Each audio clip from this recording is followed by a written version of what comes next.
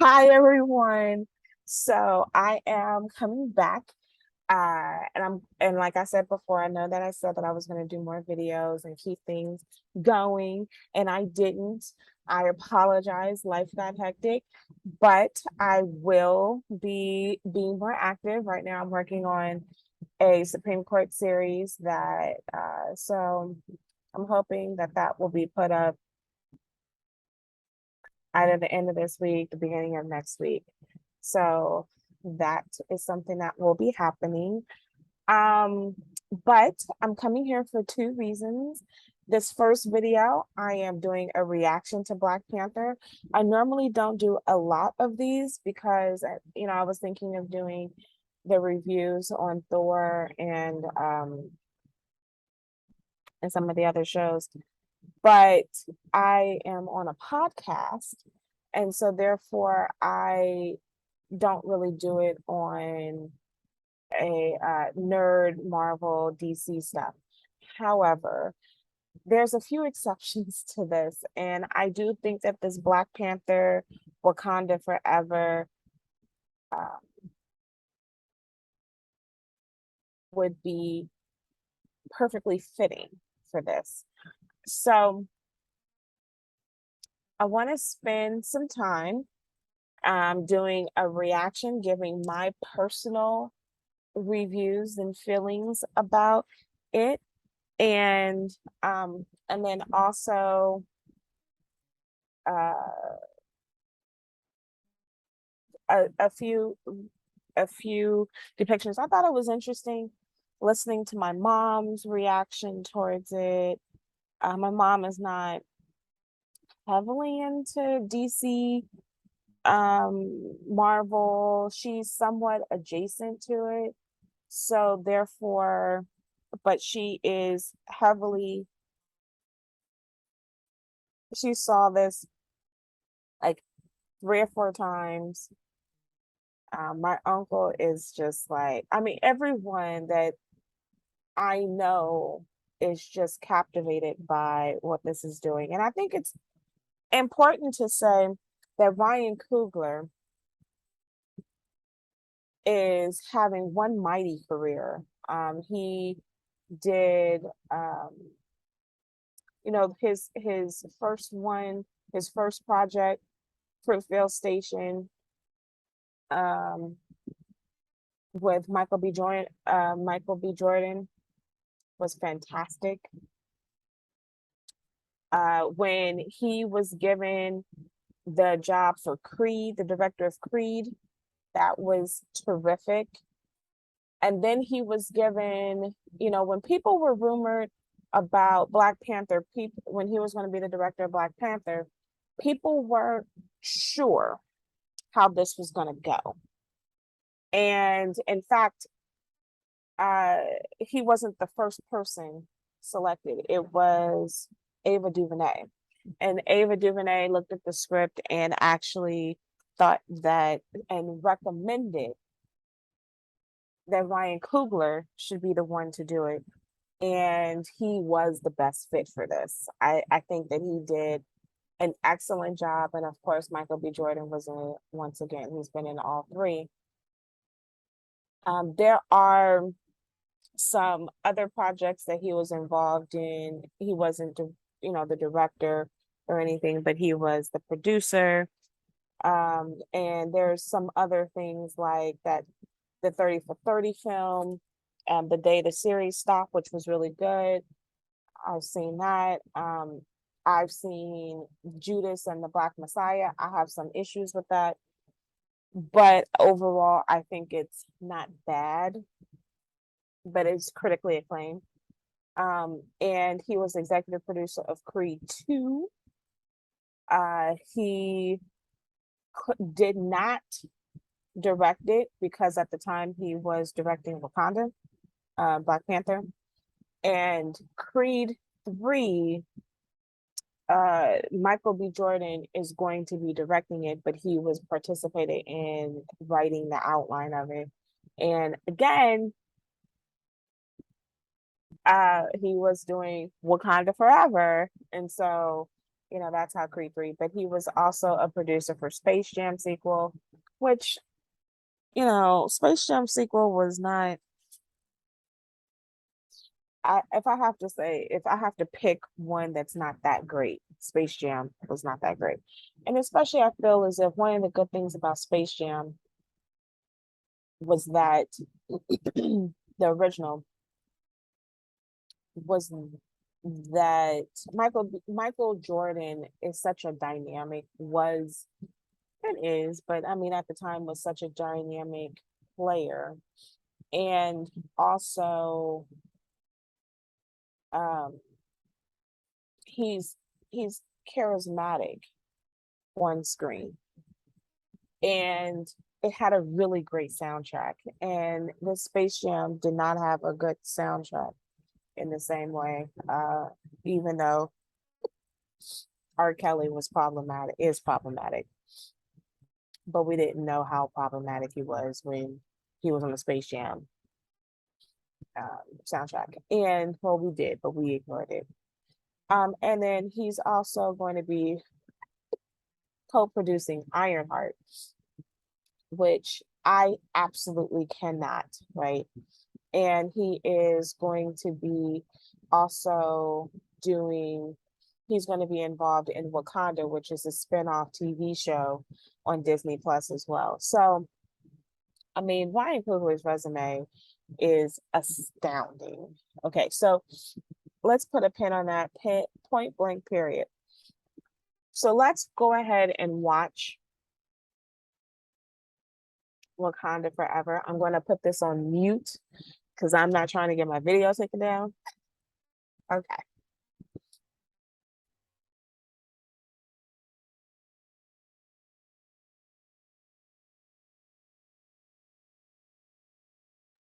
Okay, let's first start here. Um, the first scene, No Woman, No Cry. What a powerful first few words, number one. Number two, Wakanda is landlocked. And so seeing a beach scene, you first have to ask yourself, okay, so where are we? And the clue for you to know where we are is the pyramid behind. That pyramid looks more South America. And so it's already giving a clue as to who is going to be coming into this film. There's been a ton of leaks. I get this, but I'm just saying that as we're walking through this, that is, one of the clues, right? Okay. Also, what we do know is that the song No Woman, No Cry um is being sung by a Nigerian artist, Tim's. Forgive me if I'm mispronouncing that. And I think that that's an important component. I want to say too that this trailer has had 172 million views and it was dropped on Saturday afternoon, right? 172 million views, in fact, in the first 24 hours. It is still trending as of today, which is 4 days after it's dropped. So let's continue.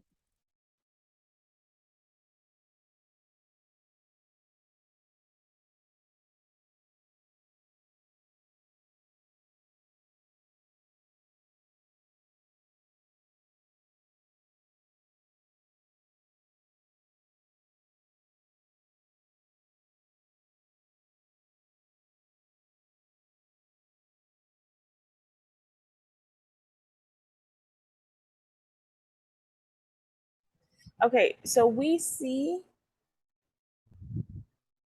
Queen, Queen Mother sitting on the throne. And I think this is important for those of you who watch the What If series.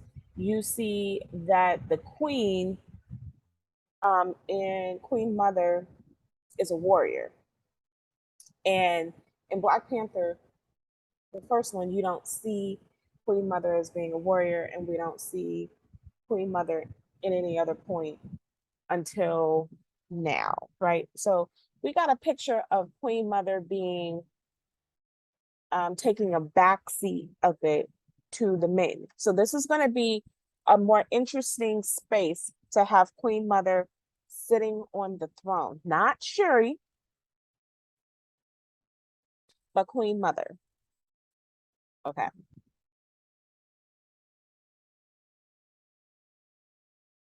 The funeral scene. So let's pause and look at this funeral scene. And I love the different shapes and sizes and colors. And I think that is just of the people. And I think that is just splendid to see because everyone is not a size like 2 or size 4. Right. So that's beautiful to see. You also will see they're walking in from when them walking where you see his spear and his shield. Some of that was used during the fight with M'Baku and Killmonger. But you also see Shuri next to the Queen Mother holding Black Panther's Black Panther, the face. Okay.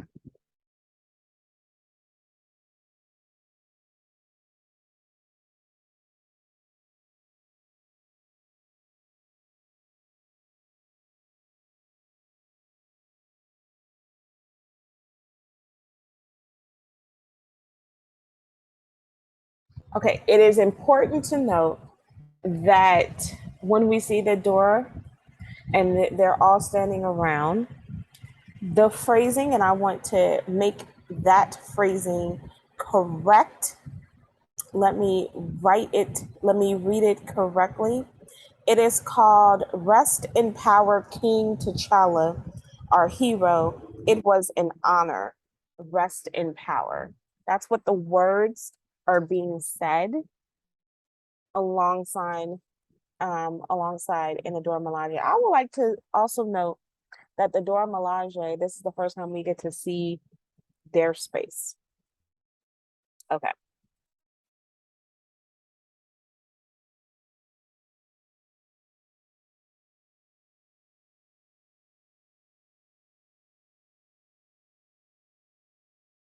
So we're seeing them, and clearly Shuri, clearly Queen Mother is mourning. And again, we're back on the coast. And then we see this baby born. And so the questions that are swirling are, who is this baby? So really, um, some people have asked the question about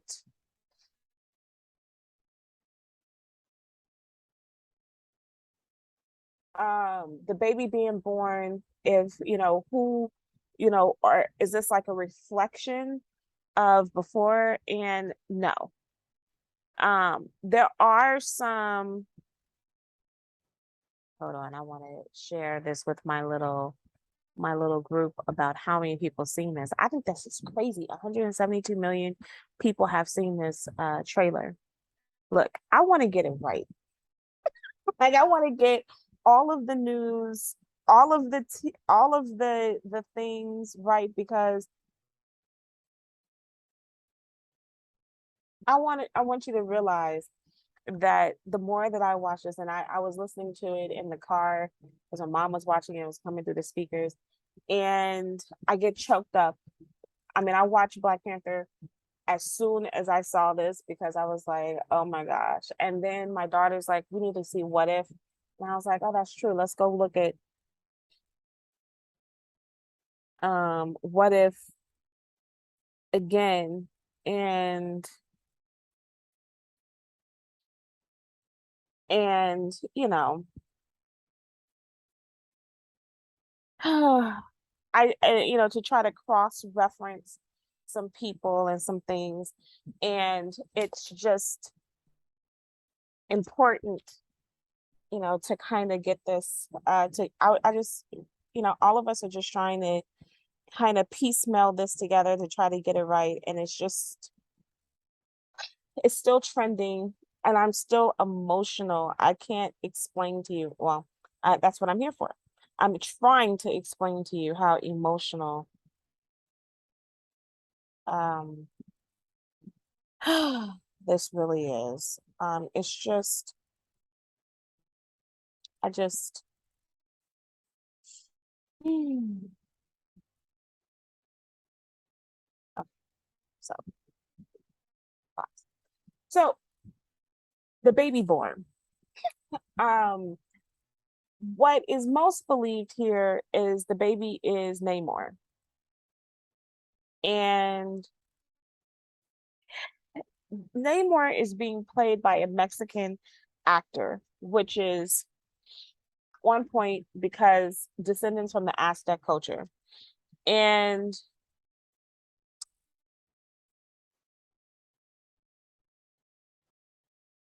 I just, there's, and what's so beautiful about this is that there's so many different Mexicans who are coming out and putting videos about how overwhelmed they feel with joy because of the level of inclusivity that Black Panther is really going to promote by introducing Namor to them. But let me pause after the.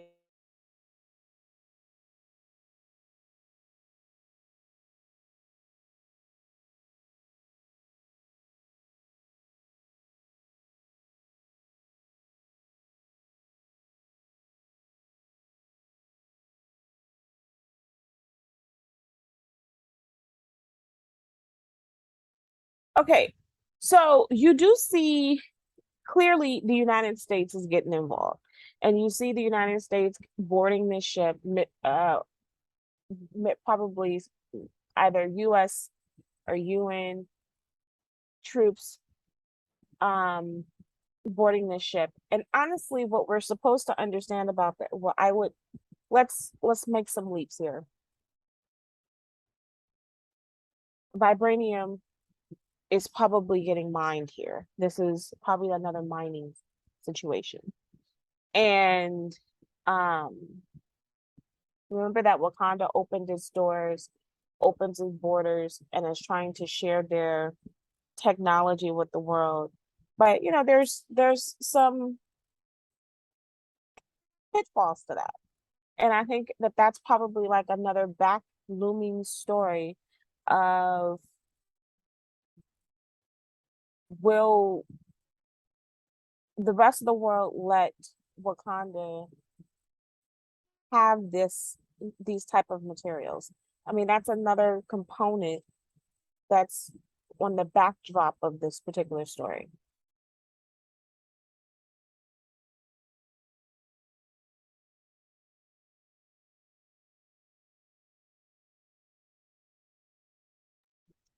So we're sitting, and you see Sherry in the throne room, and it is engulfed with water and engulfed with fire. So clearly there's been an attack.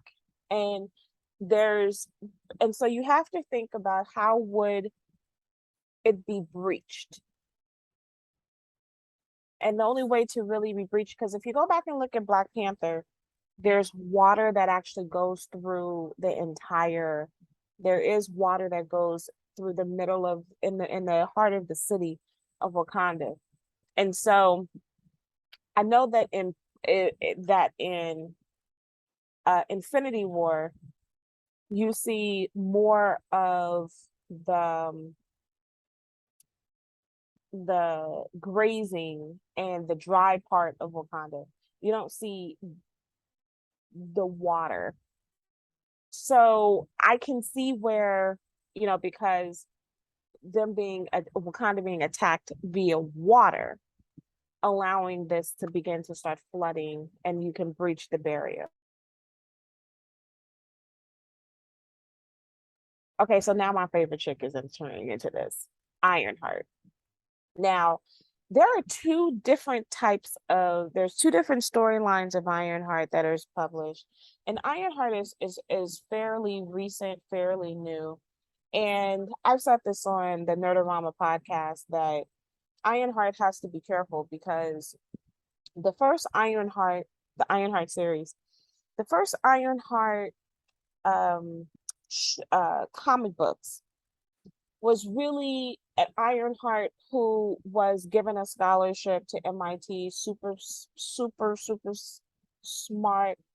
Her father was a victim who she believed that her father was killed by gun violence. And so so on her time off from school on weekends, she'd come from MIT, she'd come to Chicago and fight and stop gun violence, like very low level kind of thing. And then she got caught up in wondering, somehow she discovers that her father may or may not be dead. And so then she gets sucked into um she ends up in Wakanda with Shuri and they fight and and all of that. And they fight with Black uh Doctor Strange. And the second one, the more recent one, and actually the first one was written by a Black woman. She's from she's at Temple. She's a professor at Temple. The second one is the second reboot is Tony's dead, and Tony is this Barf, and so he's talking to her, mentoring her, telling her kind of how to be in this suit. The suit's different. I will say Ironheart suit that they have shown pictures of is more modeled off of the second one. And so it made me feel a little uneasy because if you model the suit off of more looking like Iron Hulk, the Hulkster that was supposed to have been developed, that was developed by by by Tony just in case the Hulk gets out of control, Hulkmaster.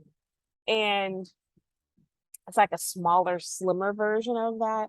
My issue was that Tony's voice and likeness and everything, he's so heavily involved in kind of shaping Ironheart that in this tone, in this culture, it does begin to make it feel as if that everything she owes is owed because of Tony. And I really don't want that to be the trope. However, Ironheart doesn't come out until after Black Panther. So this is going to be your first time seeing Ironheart. So this is going to be a very fascinating conversation. I think my prediction is at the end of Black Panther 2, Ironheart, at the end of Black Panther 2, sorry.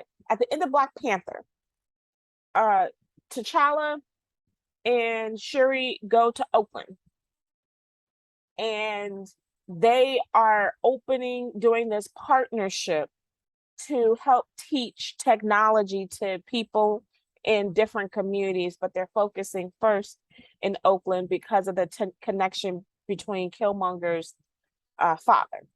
And I think that Ironheart is one of these kids that was in Oakland that gained all this knowledge of technology, et cetera, et cetera. And she is this is how this little girl is here. Well, she's little to me. This is how this little girl grows up and eventually is in Wakanda. and becomes Ironheart. That's my prediction number one.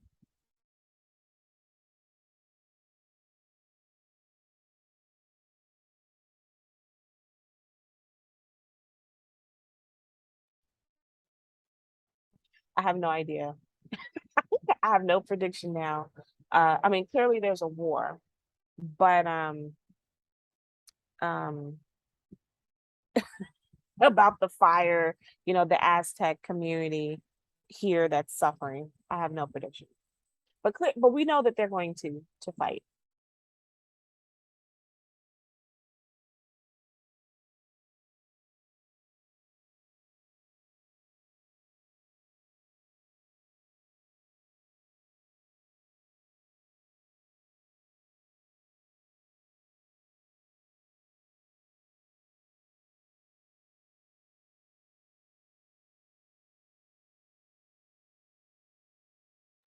I love how when Neymar comes to shore, we start hearing a rendition, which is going to eventually be at Kendrick Lamar's "Everything's Gonna Be All Right," right? And so it's beginning to that shows that tension from the morning to everything's gonna be all right. And we get Queen Ramonda talking about losing everything. Has she not lost everything? And the prediction is that even Shuri's dead. I don't know. I would hate to think, but I don't know. I would assume so. But it is, but when we're looking at the faces of the warriors within Wakanda, they're kind of scared. So, clearly this is an attack. But see, this is where it becomes, this is why I said I have no idea. Uh maybe what they're trying to do is, begin to start telling us the tensions between them. We shall see. Because you got to remember too that somehow this closed off community, from what we know, I know I'm not talking about the comic books, I'm talking about from the film, from the MCU, this closed off Wakanda, uh the Aztec indigenous people know where Wakanda is.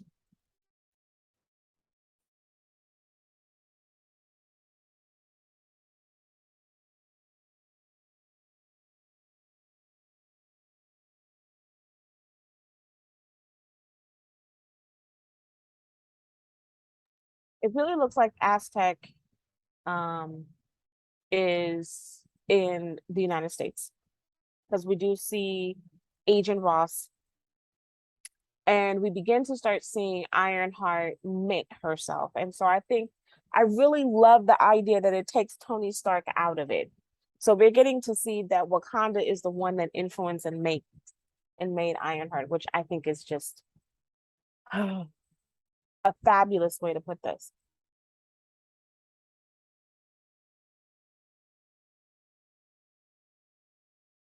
Okay, so we see when Namor arrives, and clearly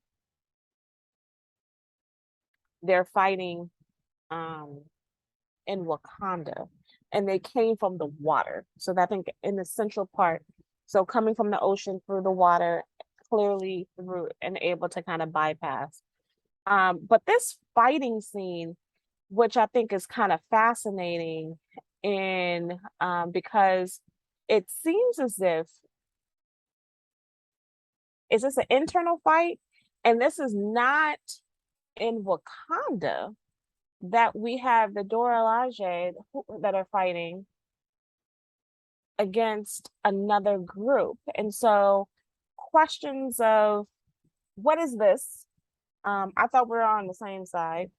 Clearly we're not on the same side. So that's a fascinating one that we would like. And we know who she's famous from chewing gum, the one who is taking this role that is fighting against Adora Milaje.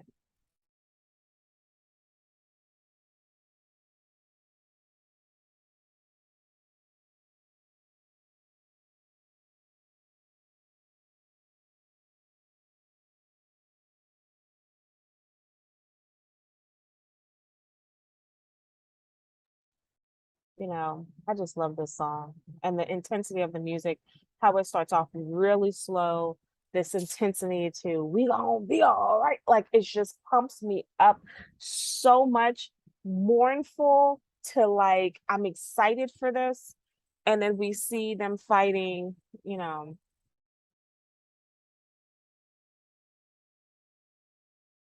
Okay, now this is the end. The end part. Now we know for a fact that MCU has announced that at the end of Black Panther 2, we're going to know who the next Black Panther was going to be. So it's still trending. 5 days, it's been trending. Recast T'Challa. And I feel this. I do feel that you have to recast T'Challa. However, I need some space. And there's a lot of people who admit, I mean, I watched Black Panther again and I watched the scene where he's fighting in a suit. And it's just the level of swagger that he has that it just makes it very, very um difficult for me to bypass the fact that like he's not here. And I hate the conversation that people continue to keep having, and we kind of got into it. It was a little tense on the on Nerdorama because the conversation about mourning Black Panther and mourning T'Challa, not Black Panther, but T'Challa, is so important, and it doesn't need to be in a sentence with let's mourn and recast. It's let's mourn, period. We will recast. And I think that's what this movie does so much. It spends well, this I don't want to say movie, but this trailer spends so much time on giving you we are mourning, we are hurting, period. And then we'll recast. And I find that to be very thoughtful. We don't need to run these sentences together. And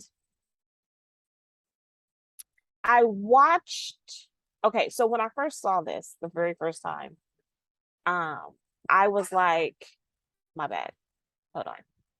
I was like, wait, wait, wait, Killmonger's back because okay, I felt that Killmonger um was intending to die, but I thought that Marvel didn't realize how much Killmonger was not viewed so horrifically as the villain, and that many people actually really liked Killmonger more than they thought would like Killmonger, and so they weren't going to make him completely the villain, well, completely dead.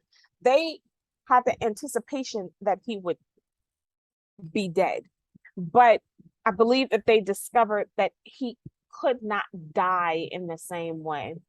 And then compound that with the number of compound that with the number of with Chadwick Boseman actually physically dying. So it's like he's dead. Combine that with Michael B. Jordan dying, and so it's like yes, you'll recast. I get that, but I feel that it gave it even more reason to why you would have him in a new show, What If, because he is in episode, I think he's in 6 and 9, if I'm not mistaken. And so it made sense. I mean, I can look it up to continuously bring him back. And I was here for it. And let me see if I can. Let me see how quickly I can find it.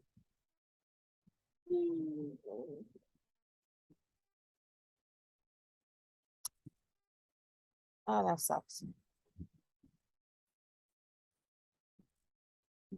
Oh, cool. He was in, yeah, I was right, 6 and 9. So I thought that okay. So when I first saw this, and so let me stop and put that on mute. And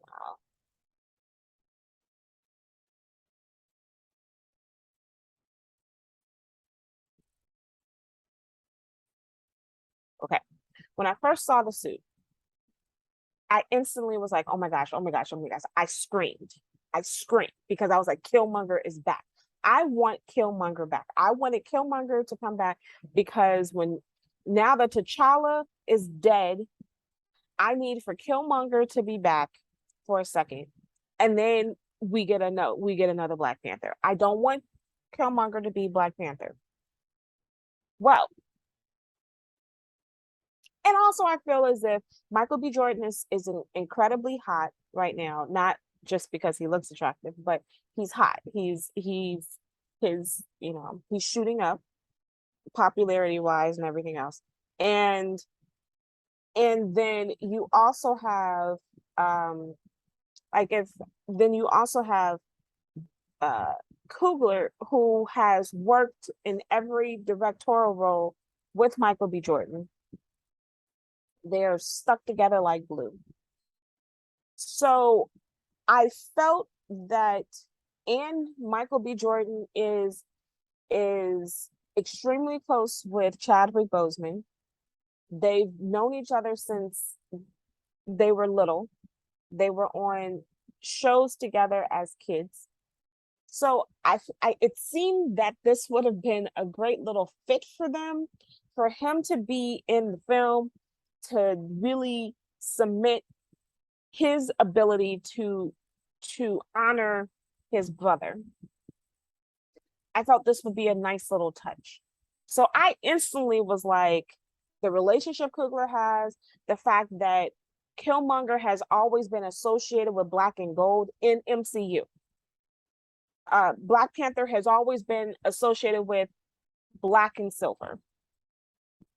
So why would Coogler, who's insanely good at details, put a black and gold picture, a black and gold suit on a Black Panther instead of black and silver, which we have historically known? All the toys, all the, whatever has been black and gold. Okay, so there's that.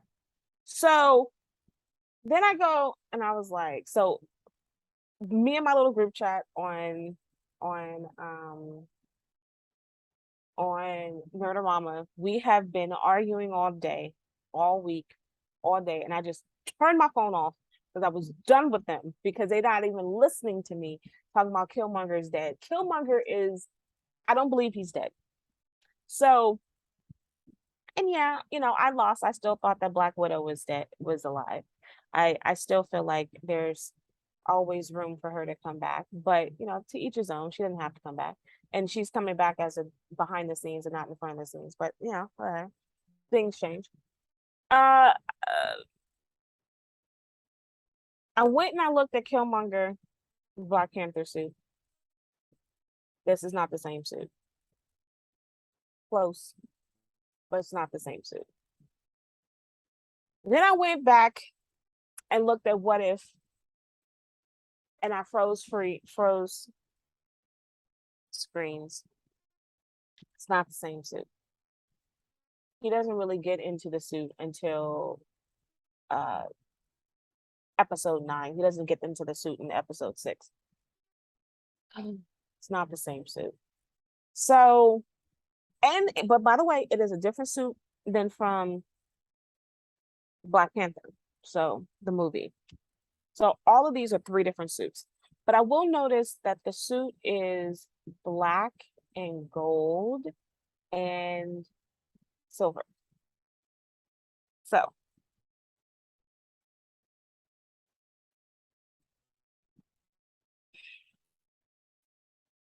I'll be honest, I really am.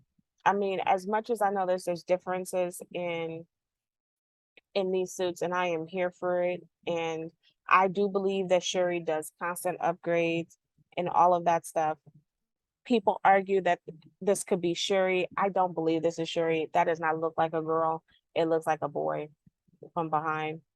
Um, Girls have different kind of waists and hips. They have more hips. Uh, Women have a little bit more of the hip on the side. Men are more slender. They don't have the hip because they don't have the ability to bear children. I'm not saying, and Shuri is skinny. This is not Shuri. So I can't see that happening. This is a man. So I'm throwing that off to the side. I believe that this is not, I believe that this is, and look at, first of all, look at the background. The background is in the middle of the war. This is not the middle, this is not the end of the movie where they said that they would reveal who the new Black Panther is. So to me, this is a Killmonger moment. This is going to be in the middle of the movie where we get Killmonger. I think Killmonger is locked up in Wakanda.